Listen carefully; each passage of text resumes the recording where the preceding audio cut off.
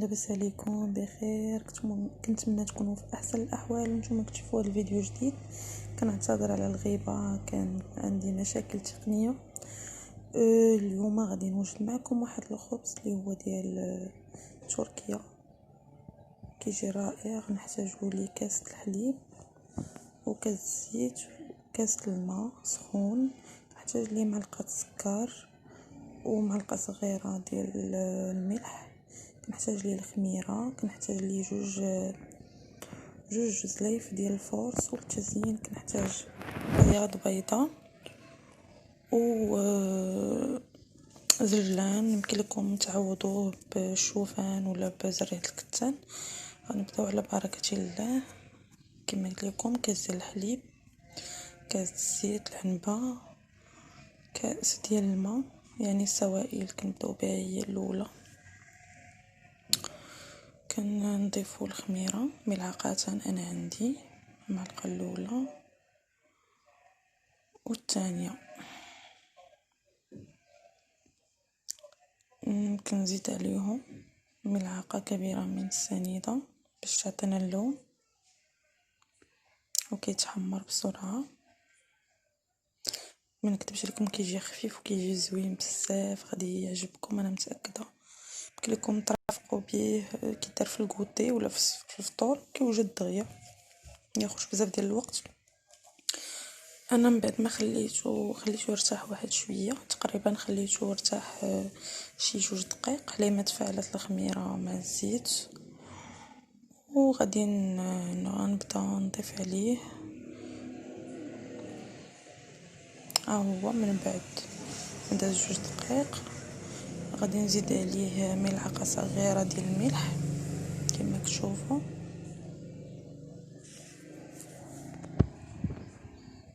باقي ديال الحلويات غادي نعطيكم العبار. انا عندي هنا 2 زلايف ديال الفورس.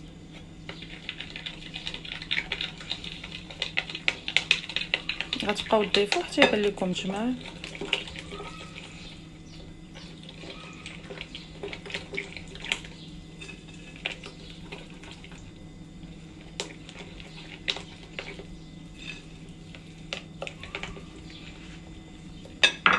انا غنقول لكم واش هز ليا الكميه كامله ديال 2 ديال الفورس ولا لا، 2 جبابن ولا لا.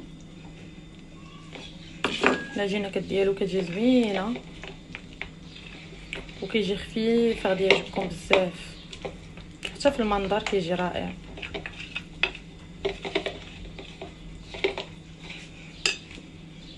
بالنسبه للزلافه الثانيه انا نشوف شحال تهز ليا.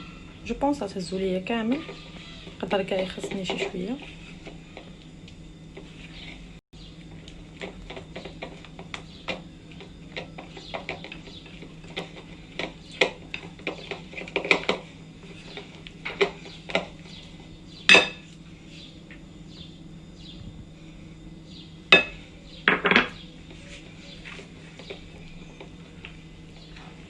هاهي بدات كتصفصر. يمكن لكم تخدموا من الاول بيديكم، كتبقى خفيفه العجينه، ما كتجيش ثقيله ماشي قاصحه، باش يجي معكم خفيف. داكشي علاش خصكم تضيفوا بشويه بشويه باش تعرفوا القياس قبل ما تقصاه. انايا 2 جبابن قدوني.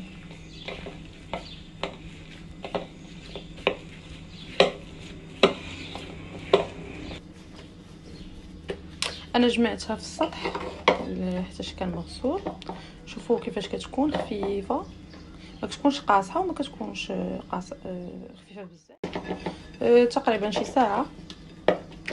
الا عندك الوقت تقدري تخليها اكثر. انا ساعه كافياني، خليتها ساعه. غادي نغطيوها بالبابي بالسلوفه وكنخليوها ساعه ونرجعوا نتلاقاو باش نخدم معكم تشوفوا كيفاش كيجي في المنظر ديالو. ان شاء الله غادي يعجبكم.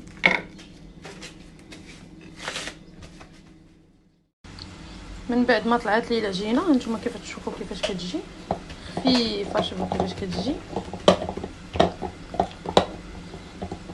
كيعجبني نخدمها انا بحال هكا. غادي نديرو على سطح ديال العمل يكون مغسول، مخووه من البرد كما كتشوفوا. كتجي العجينه رطبه وزوينه. كناخذوا لاطه ديال الخبز، الا عندكم بابي كويسون ديروا ليها، ما عندكمش يمكن لكم دهنوها غير بالزيت. غادي نقطع على 4 قطع صغيره كما كتشوفوا، وكنلولبوها على هذه الطريقه وكنحطوها. انا هادو جاوني صغار، غادي نزيد فيهم ونقادهم.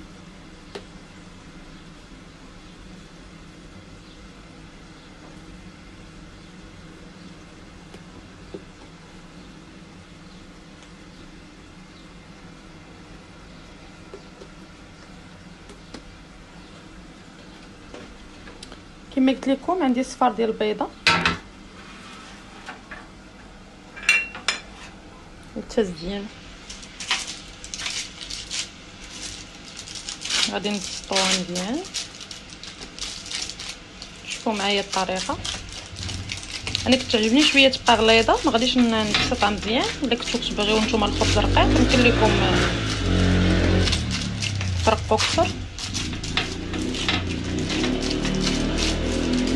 باش تقدر تحل لكم. خليوها شويه غليظه.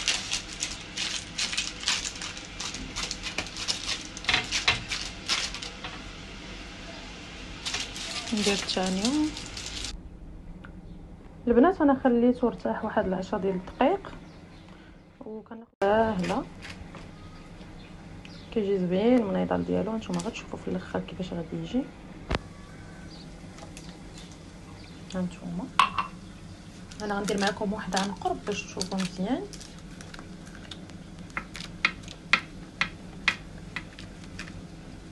حاولوا تكوه مزيان باش ما يرجعش.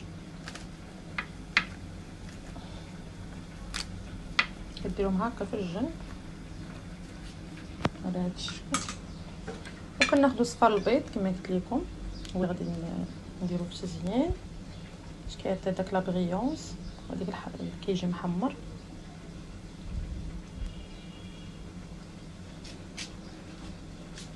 لكم تستعملوا حتى زريعه الكتان.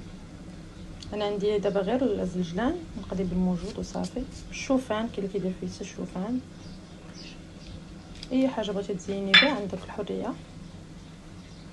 صافي تديري الزلجلان من الفوق.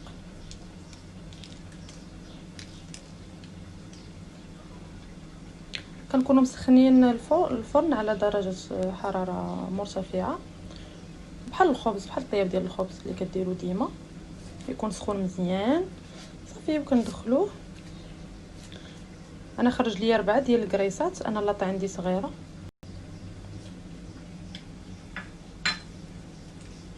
نعاود ندير لها هذه الزلجلان ونتلاقاو من بعد ما يطيب باش تشوفوا الشكل النهائي كيفاش كيجي.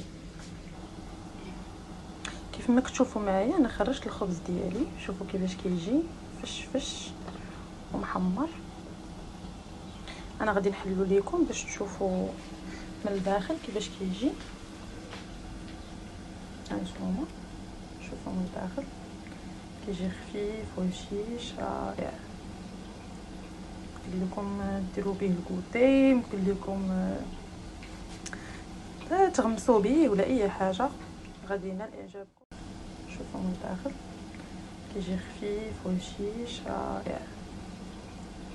يمكن لكم ديروا به الكوتي، يمكن لكم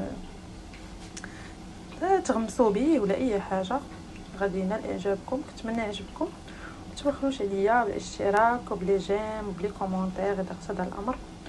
ومرحبا بكم مره اخرى والى اللقاء.